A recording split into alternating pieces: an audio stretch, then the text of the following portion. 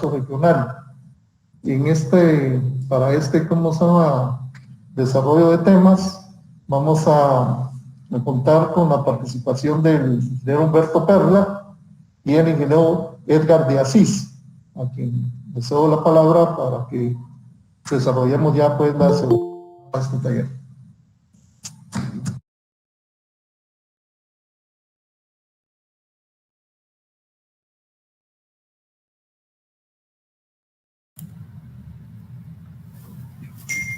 Muy buenos días tengan todos. Les habla Humberto Perla. Yo tendré el gusto de exponerles los alcances regulatorios de las modificaciones relacionadas con las asignaciones de derechos de transmisión que fueron aprobadas a través de la resolución 1050-2020.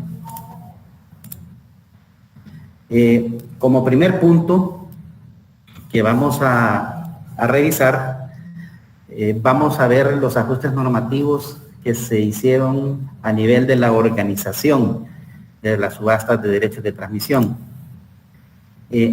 Lo primero que es importante iniciar mencionando es que en su mayoría este proceso o esta iniciativa de ajuste normativo tiene como base la consolidación de toda la regulación dispersa relacionada con los derechos de transmisión hacia el reglamento del mercado eléctrico regional, hacia el RMER. Por lo que ustedes podrán observar que hay mucha norma que estaba establecida a través de diversas resoluciones que regían estos procesos, han sido incorporados al reglamento.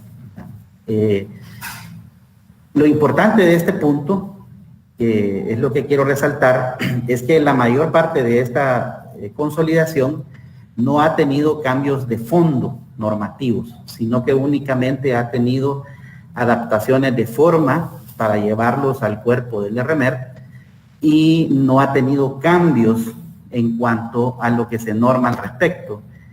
Ejemplo de eso es, por ejemplo, lo relacionado con las autoridades nacionales competentes y sus registros, certificaciones y autorizaciones que emiten para la autorización de energía firme de cada uno de los países. Toda esta normativa no ha sufrido ningún cambio de fondo, sigue siendo la misma que estaba establecido a través de las resoluciones. Sin embargo, ha tenido adaptaciones de forma para poderlo trasladar al RMER. Ejemplo también de esto son las normas relacionadas con los derechos financieros punto a punto. Si se recuerdan, este tipo de derechos financieros que en algún momento fueron aplicados en la regulación y en el mercado y que posteriormente, debido a los resultados que se tuvo de esta aplicación, la CRI estableció una suspensión de asignación de este tipo de derechos hasta que se cuenten con los mecanismos regulatorios suficientes para asegurar la suficiencia financiera de ellos.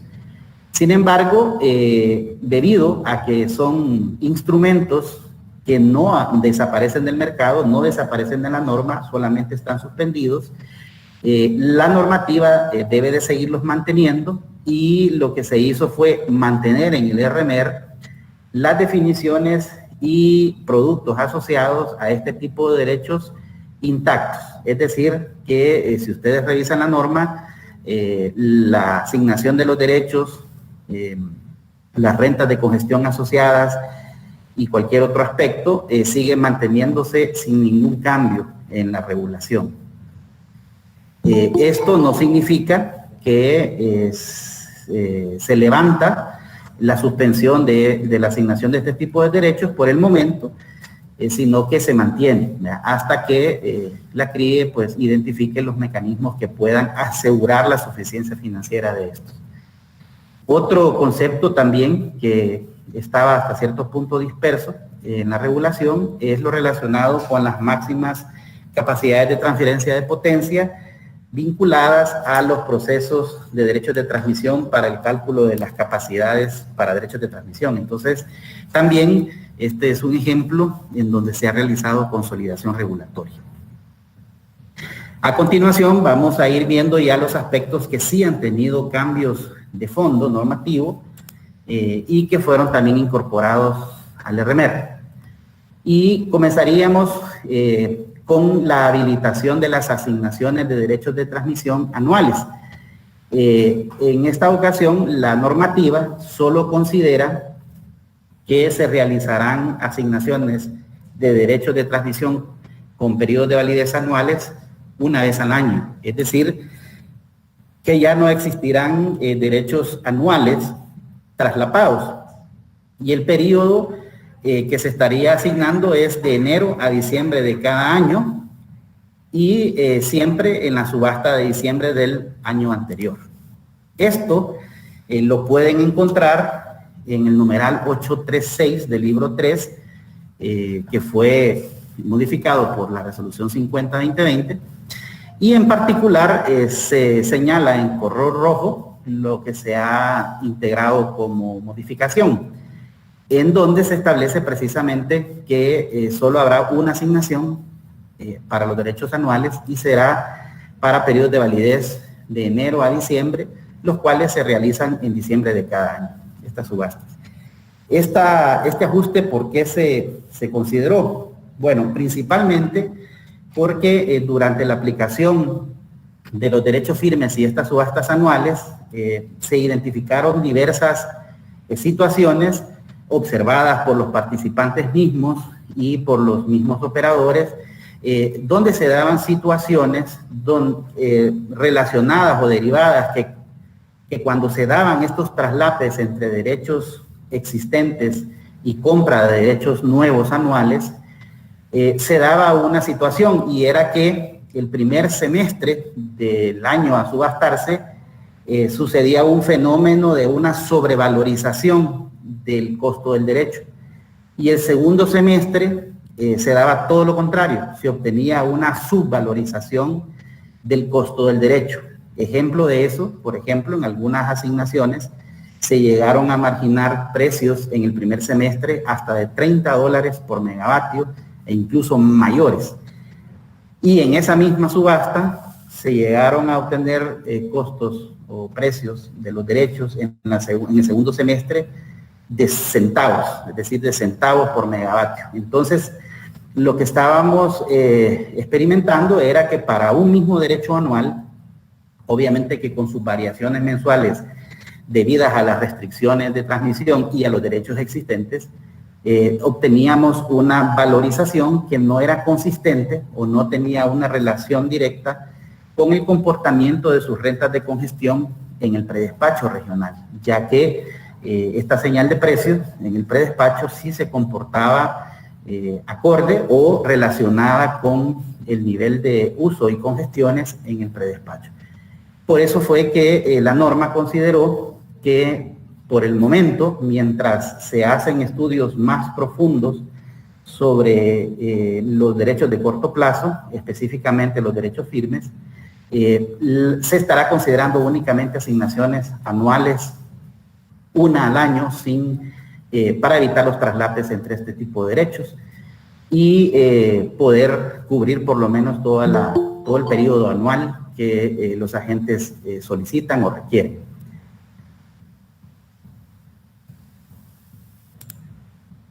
Otro ajuste que se realizó es que se realizaron mejoras en la presentación de ofertas.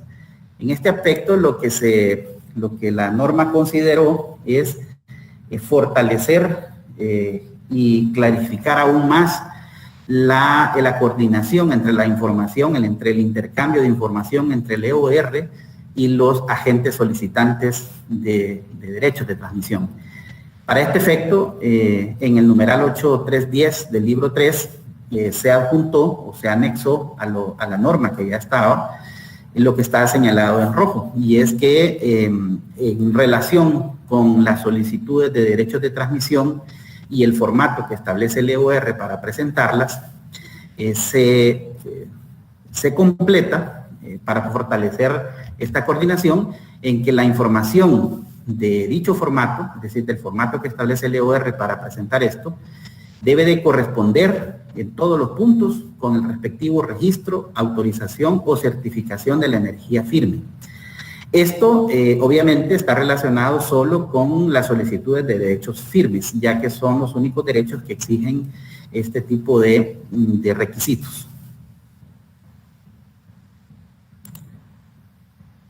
Siguiendo en el sentido de las mejoras, también se consideraron mejoras en la presentación y en la ejecución de las garantías del mantenimiento de las ofertas. Recordemos que estas son las garantías que se presentan cuando un agente que cumple todos los requisitos solicita la compra de un derecho de transmisión.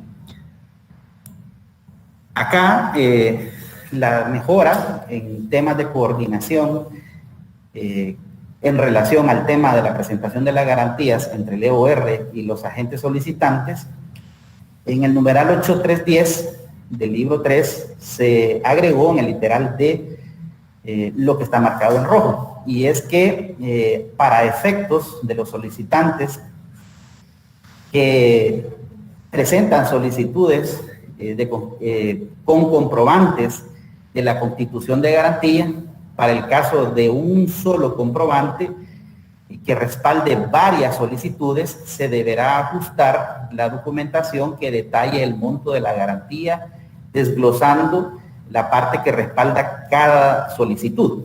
Y esto pues precisamente porque se derivó de la experiencia que se daba en este tipo de casos y el EOR pues no contaba con una base normativa para poder requerir este tipo de desgloses. Entonces, esta es una forma de fortalecer esta coordinación entre EOR y los agentes.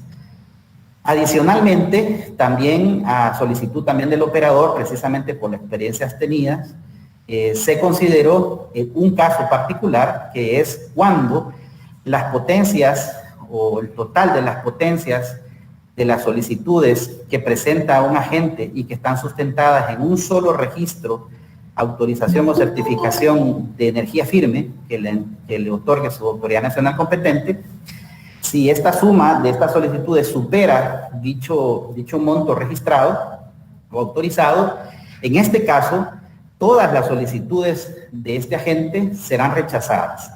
Esto precisamente para dar claridad en que cuando el operador regional se enfrente a una situación ambigua de este tipo, o inconsistente, ya la norma le establezca que debe de rechazar todas las solicitudes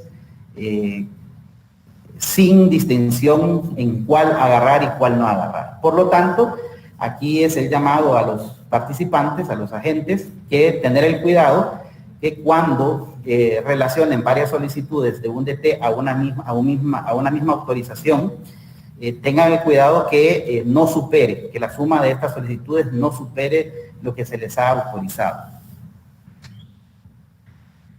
En este mismo sentido, y como les explicaba al principio, si bien es cierto los derechos financieros están suspendidos, sin embargo, por consistencia regulatoria y por previsión regulatoria, se traslada la misma consideración respecto a la presentación de solicitudes, de varias solicitudes respaldadas en un solo comprobante de garantías, ¿verdad? Es decir, en este caso también aplica lo mismo.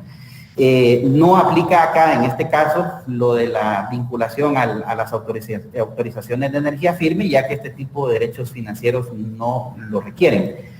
Sin embargo, la parte de la garantía sí está considerada. Está prevista para que cuando este tipo de derechos sean habilitados, la norma esté provista de esta mejora. También se realizaron mejoras en la ejecución de la garantía de debido cumplimiento de pago. Esta, si se recuerdan, es una garantía diferente a la anterior, a la garantía de mantenimiento de la oferta, sino que esta es una garantía que se constituye una vez que ya se ha asignado un derecho anual y que el agente decide realizar el pago de dicho derecho a través de varias cuotas de pago. Entonces, en este sentido, si el agente decide hacer estas cuotas, él debe de poner una garantía que cubra todas las cuotas que queda pendiente de pago ante el EOR. Entonces, en este sentido, la mejora que se realizó es incluir el numeral 856 al libro 3, haciendo la aclaración que en caso de que un agente incumpla el pago de una de las cuotas de su derecho anual, el EOR o la entidad que éste designe para tal efecto podrá hacer efectiva la garantía de debido cumplimiento y además que aplicará la ejecución de dicha garantía al pago de la cuota no pagada y también para todo el resto de cuotas faltantes. Esto, la razón es debido a que la ejecución de garantías normalmente es una ejecución completa, es decir, no es típico hacer ejecuciones de garantías parciales. Por lo tanto, si un agente deja de pagar una cuota de su responsabilidad de pago de su derecho, entonces el EOR ejecutará toda la garantía y pagará tanto la cuota no pagada como el resto de cuotas, quedando solvente en ese sentido el derecho. Sin embargo, siempre se mantienen todas las disposiciones administrativas relacionadas con estos efectos. Esto es en relación a las mejoras que se han obtenido o que se han considerado en materia de la organización de las subastas que se aprobaron a través de la resolución 50-2020. Ahora vamos a hablar en materia de los precios mínimos aceptables para oferta de compra de derechos de transmisión.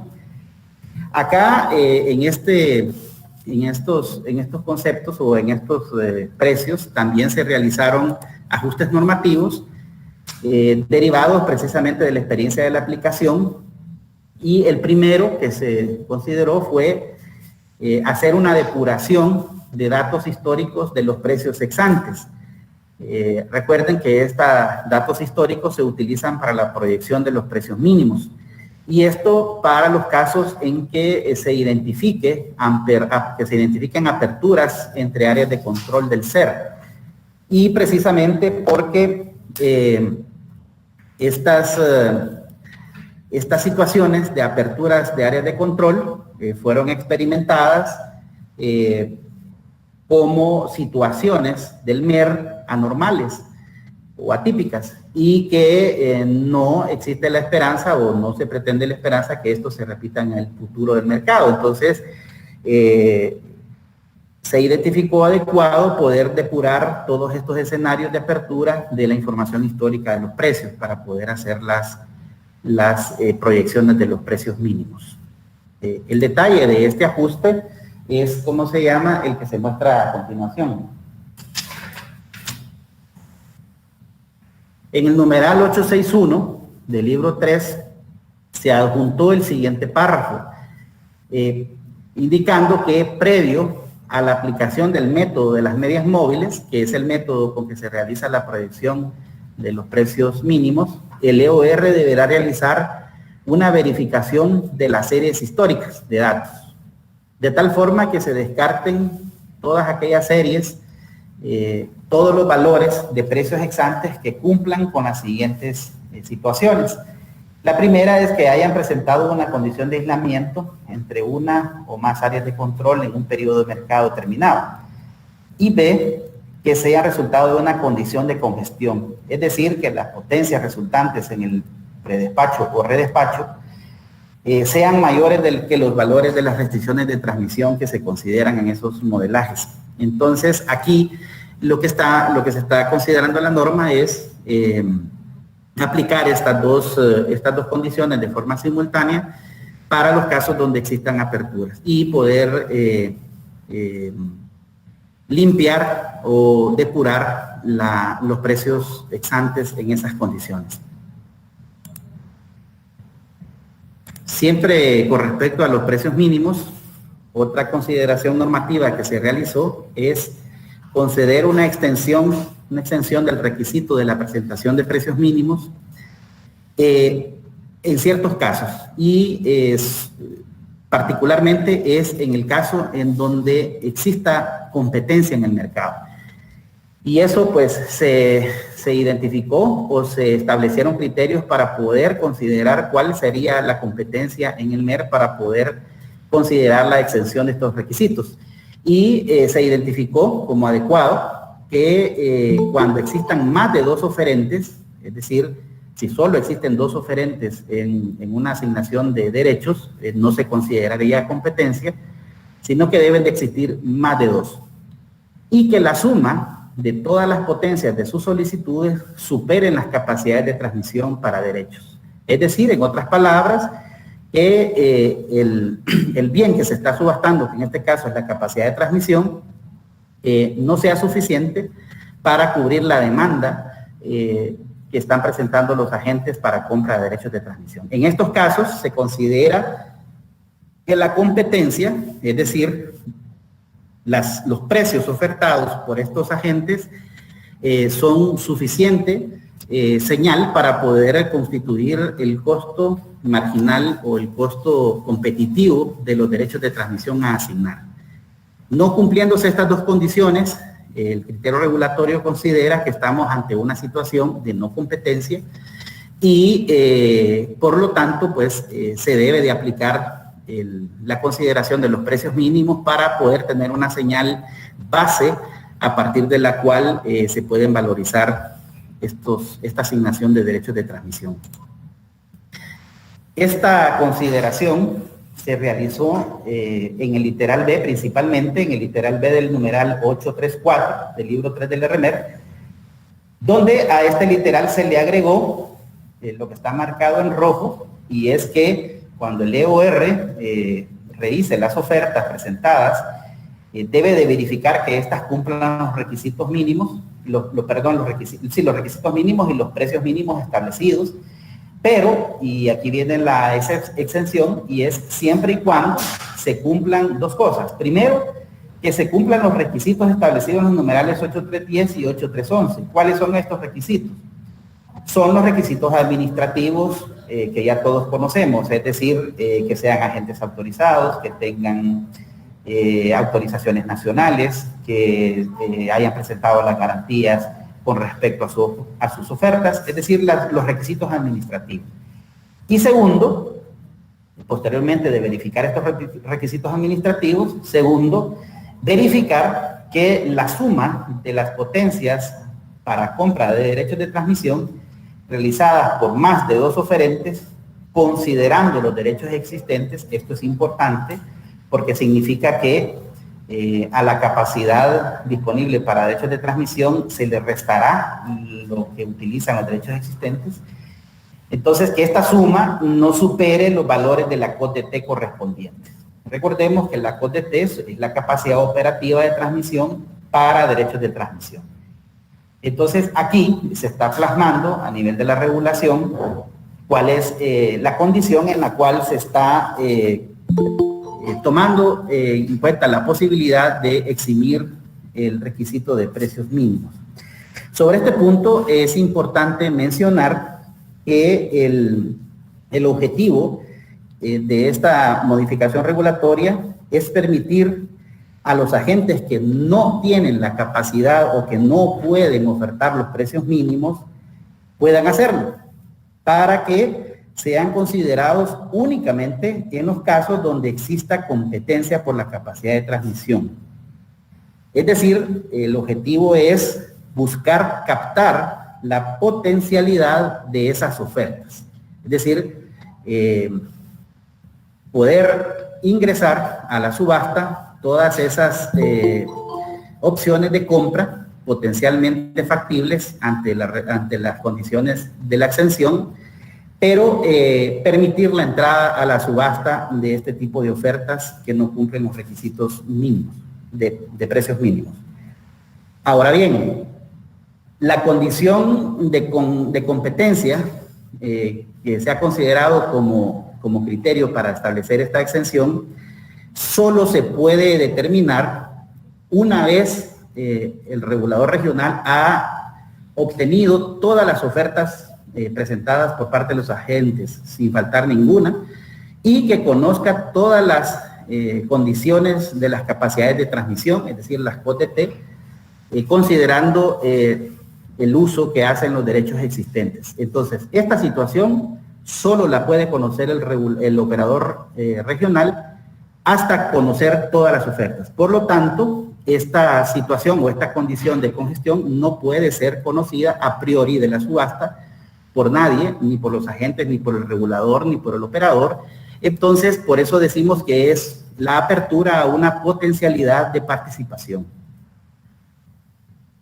En el numeral 835 del mismo libro, donde se refiere a cómo el EOR o qué debe de hacer el EOR para ingresar las ofertas aceptadas al programa de selección de solicitudes, es decir, al modelo de subasta, se le agregó también un párrafo para indicar que el EOR lo que va a ingresar a este modelo o a este programa de selección son todas las ofertas que cumplieron con el respectivo precio mínimo, pero aplicando las excepciones que se hicieron en el literal B del numeral 834 anterior, ¿verdad? Cuyo valor será calculado conforme a la metodología de precios mínimos. Es decir, que para ser consistentes entre el numeral 834 y 835,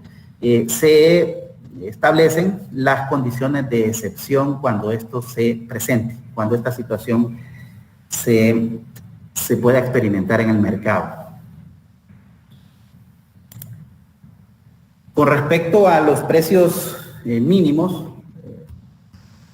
aceptables para compra de derechos de transmisión, estas fueron principalmente las dos modificaciones de fondo que se realizaron a la norma, al margen de las que ya les comenté que son ajustes de forma para consolidación en el RMR. El siguiente punto es qué es lo que se realizó de fondo o cambio importante a nivel del programa de selección de solicitudes, es decir, el modelo de optimización de las subastas. Acá las modificaciones son, la primera es bastante técnica.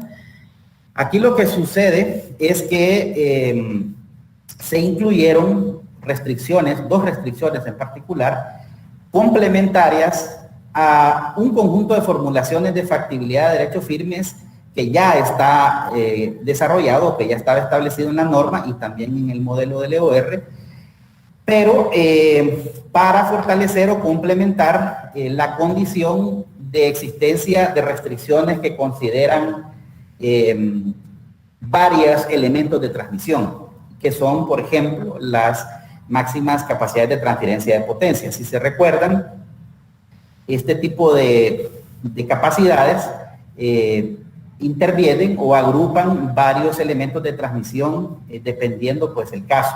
Por ejemplo, la transferencia entre Guatemala y El Salvador, pues ahí está intervenido dos interconectores. La transferencia entre Panamá y Costa Rica ahí intervienen 3 interconectores. Entonces ahí hay una suma de flujos para poder verificar estas factibilidades. Entonces lo que se hizo aquí solo fue complementar lo que ya está en el modelo, pero ampliarlo para considerar este grupo de elementos de transmisión asociados a las máximas capacidades de transferencia de porteo.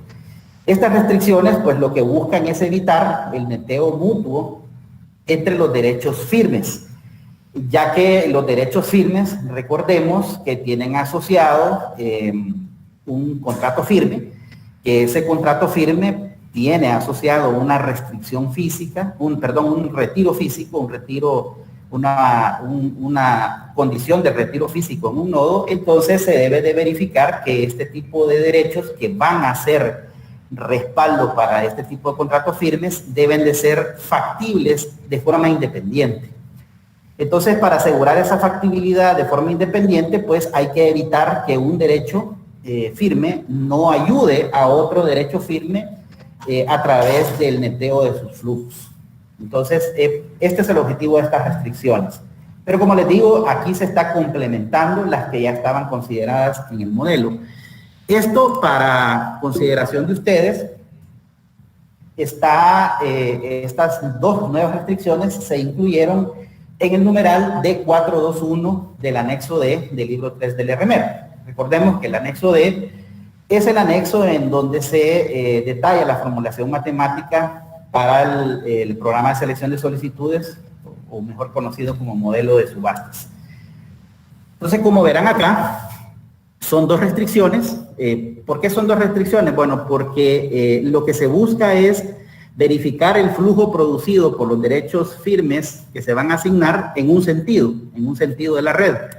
Y la segunda restricción, que es la de acá abajo, verifica el sentido contrario, es decir, la dirección contraria a la dirección anterior de la primera. Si se ven, tiene dos componentes cada una. La segunda componente, en este caso, el segundo término, por el momento es 0, porque está asociada a las ventas de derechos firmes. Y recordemos que las ventas de derechos firmes a través de las subastas están suspendidos. Entonces, esta componente 0, tanto en la primera ecuación como en la segunda.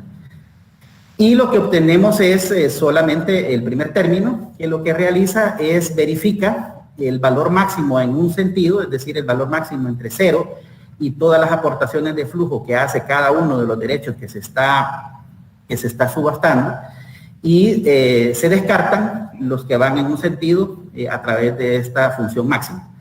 Y se suman, ¿verdad?, para todas las ofertas K, y además, y esto es lo novedoso, se hace una sumatoria de la aportación de estos flujos en todos los elementos de transmisión que pertenecen a un conjunto llamado MT.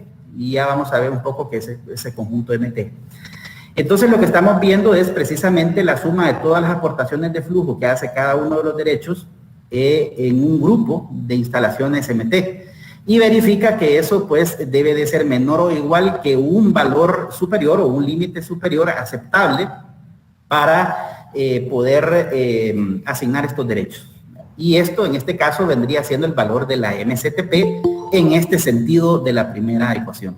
Y la segunda ecuación pues es lo mismo, solo que en el sentido contrario, ya que podrán ver que acá la matriz de flujos o la matriz HE lleva un signo negativo, que lo que representa nada más son los flujos en sentido contrario.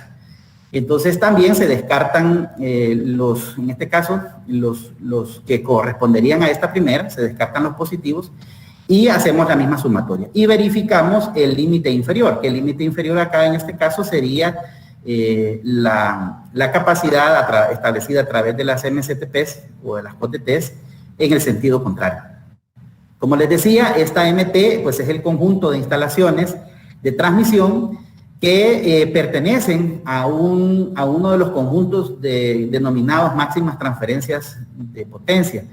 ¿Y cuáles son estos? Por ejemplo, si estamos hablando de transferencia entre áreas de control, entonces pues son los interconectores que conectan esas dos áreas. Si estamos hablando de exportación, pues son los interconectores que intervienen en la exportación de esa área. Y de la misma forma importación y porteo. Y pues la definición de los límites, como les decía, límite superior y límite inferior para verificar estas asignaciones. Esto es bastante técnico, pero se identificó a través de varios estudios o análisis que realizamos en conjunto con el EOR, en donde se hicieron también pruebas de factibilidad para poder considerar estas mejoras en el modelo.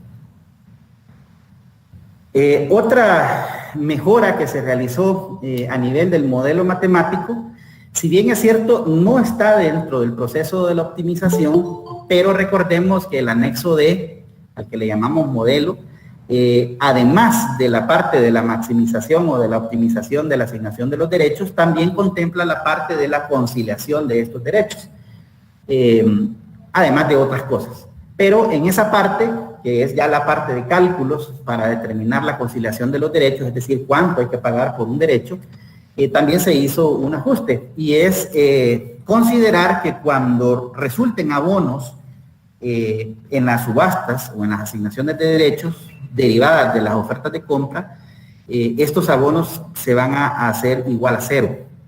Esto, para verlo un poquito más en detalle, como les decía, esta es la sección del anexo D, donde se realizan los cálculos de la conciliación de los derechos, el PDF, que es el pago por los derechos firmes, y el PDF-PP, que es el pago por los derechos financieros punto a punto.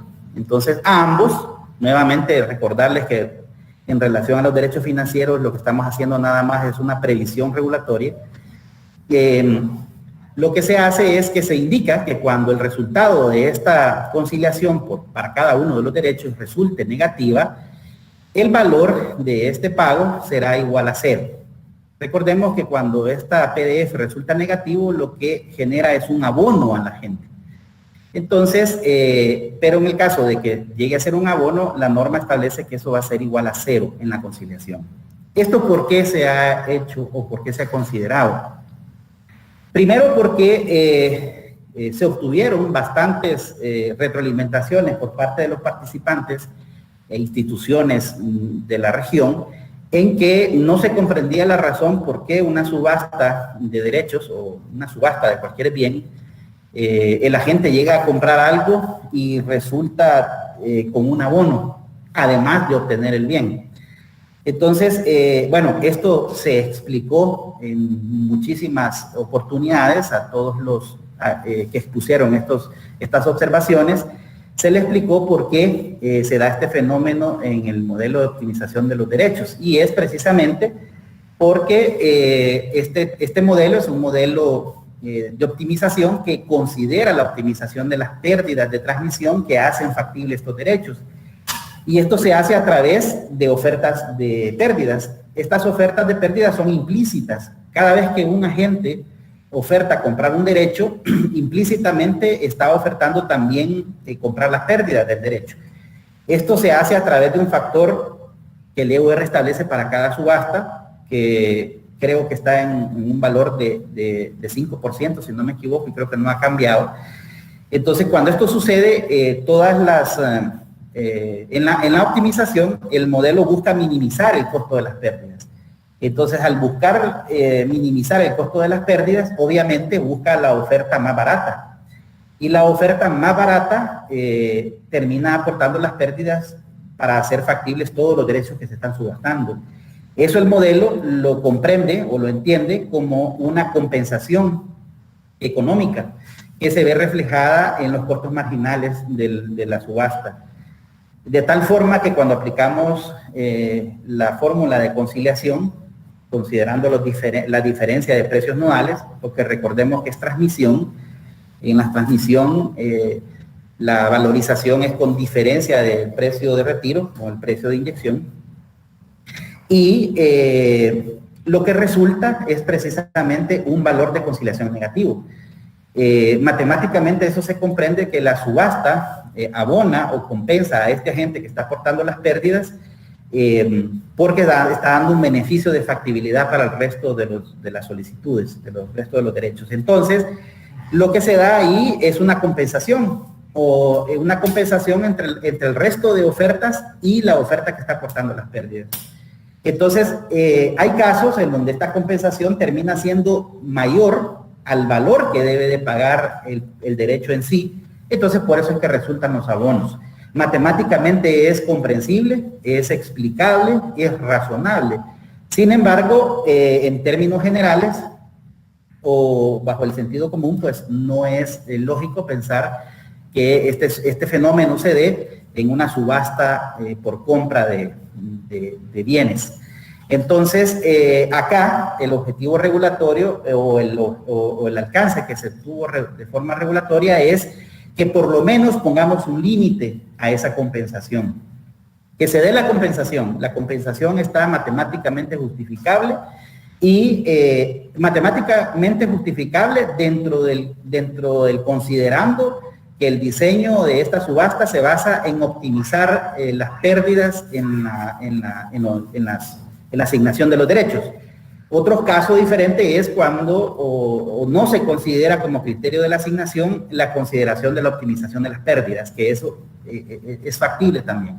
Pero nuestro diseño sí considera la optimización de las pérdidas de los derechos. Entonces, bajo ese entendido, es comprensible matemáticamente que exista la compensación, sin embargo, es razonable también que le pongamos un límite.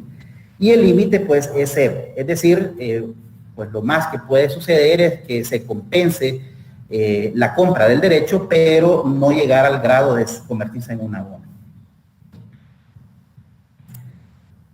Esto es todo relacionado con el programa de selección de solicitudes.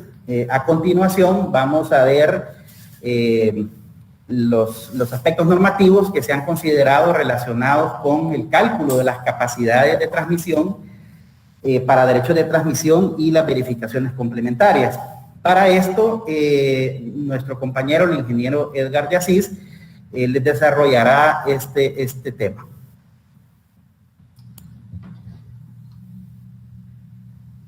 Adelante, Edgar. Muchas gracias, Humberto. Solo quiero saber si se me escucha bien.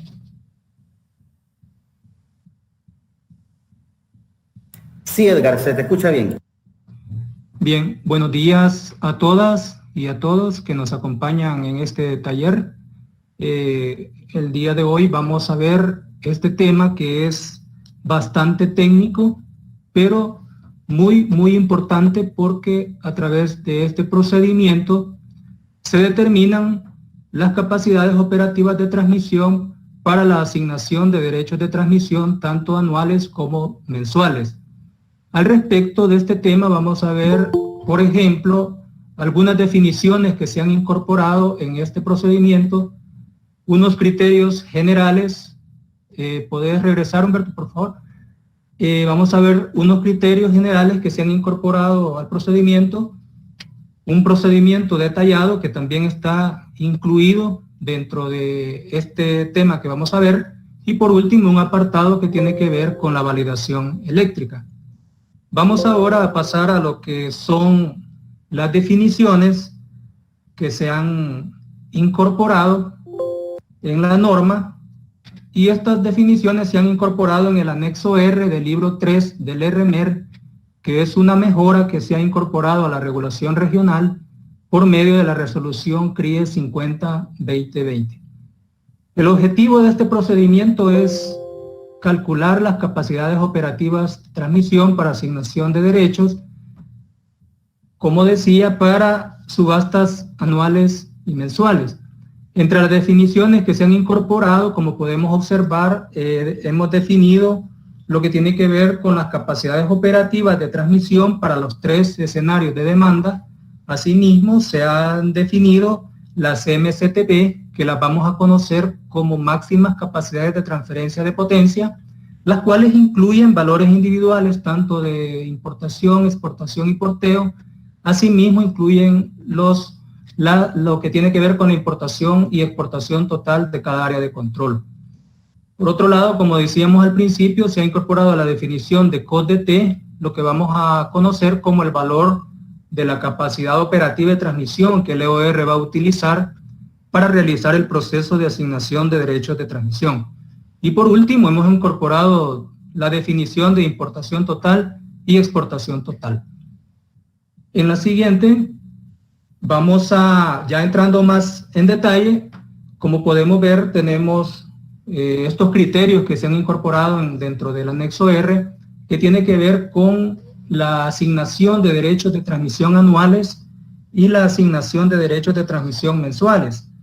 ¿Cuáles estudios entonces para estos procesos va a utilizar el EOR para determinar las COD-DT? Y se define pues que para los mensuales va a utilizar los 12 últimos estudios de seguridad operativa o estudios de MCTP mensuales que el EOR produce todos los meses, que corresponderán a los meses que abarca la subasta. Asimismo, para los derechos de transmisión mensuales va a utilizar el estudio del mes anterior a la subasta que se esté realizando. Por otro lado, en cuanto a la capacidad operativa COD-DT, va a utilizar el menor valor de capacidad operativa en los 3 escenarios de demanda que haya determinado. Y estos valores los va a calcular con base en los valores vigentes que se tengan de las máximas capacidades de transferencia de potencia según corresponda para cada uno de los meses. Siguiente, por favor. Ahora entrando más en materia, vamos a ver el procedimiento un poco más detallado que se ha incorporado dentro de dicho anexo R. Por ejemplo, tenemos cómo determinar esa MCTP entre dos áreas de control adyacentes cuando tenemos en cada una de las áreas un porteo y una exportación, y para el otra área tenemos una importación y un porteo. En estos casos se va a tomar para el área de control A, por ejemplo, el mayor entre el porteo y la exportación, y para el área B se va a tomar el valor más alto entre importación y porteo. En la siguiente lámina,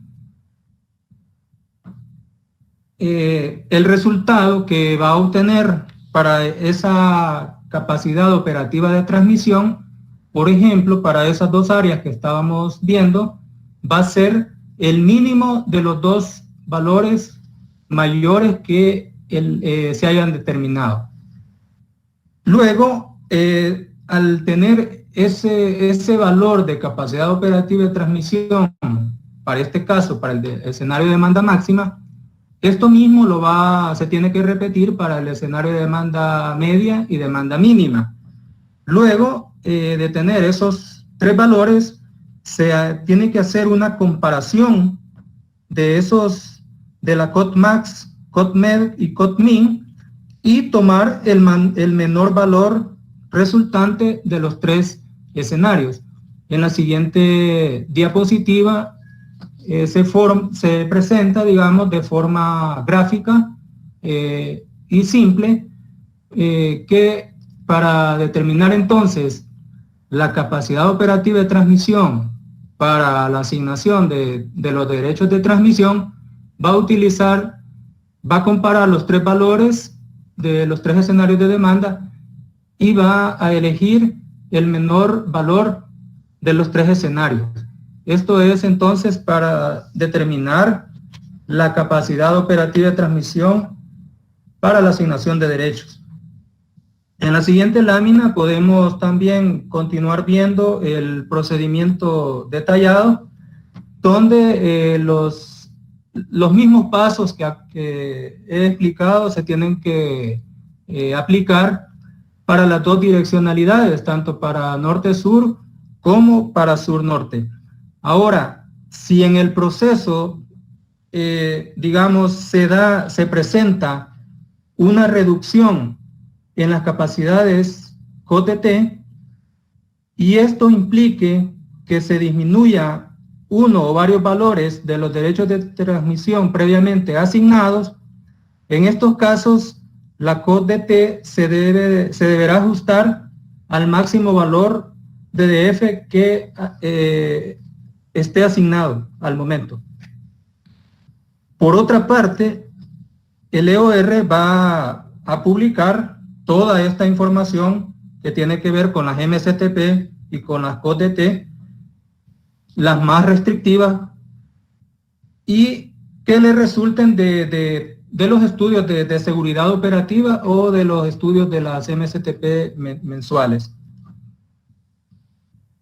En la siguiente diapositiva tenemos entonces lo otro que íbamos a ver en este tema, que tiene que ver también con la validación eléctrica.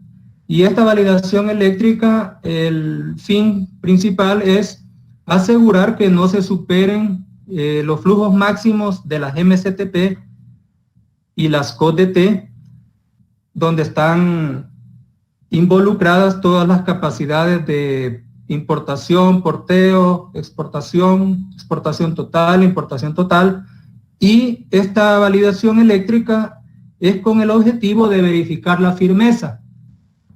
Y en caso que no exista firmeza, es decir, que se incumplan cualquiera de los criterios que están listados en el A, B y C de este numeral 9, se debe de ejecutar nuevamente el modelo de subasta conocido como PSS.